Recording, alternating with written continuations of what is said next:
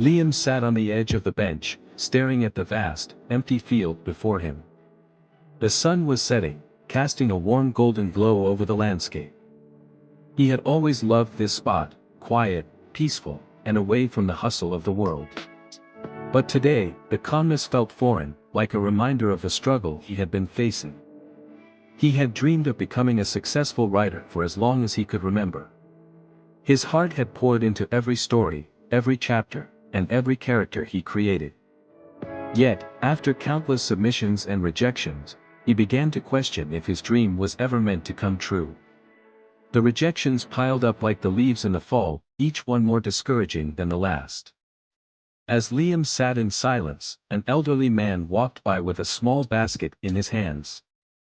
He noticed Liam's downcast expression and stopped, offering a friendly smile. "You look like you're carrying the weight of the world, young man. What's got you down?" Liam glanced up, surprised by the man's presence. "I've been trying to get my book published for years," he replied, his voice heavy.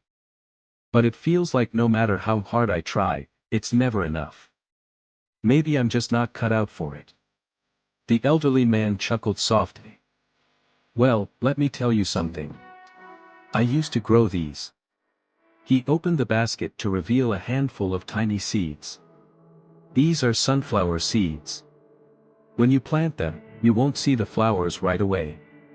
In fact, they look like nothing more than small, insignificant specks. But with time, and the right care, they begin to grow. They stretch toward the sun, and one day, you'll have a field full of bright, beautiful sunflowers."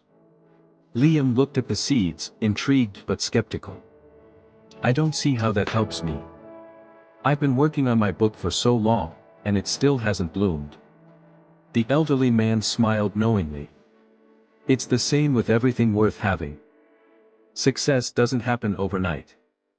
You plant the seeds, nurture them, and give them time. Just because you can't see the progress doesn't mean it's not happening. Every rejection is just part of the process, like watering a seed that hasn't sprouted yet. But if you keep going, you'll reach your own bloom." The words hung in the air, and for the first time in a long while, Liam felt a spark of hope. The man offered him a seed from the basket. "Plant it, nurture it, and let time do its work. Your flowers will come." With that, the elderly man walked away, leaving Liam deep in thought. The seed sat in his palm, small and unassuming. But in that moment, Liam realized that he had been looking at his journey all wrong. It wasn't about immediate success or instant results. It was about persistence, about continuing to move forward even when things seemed impossible.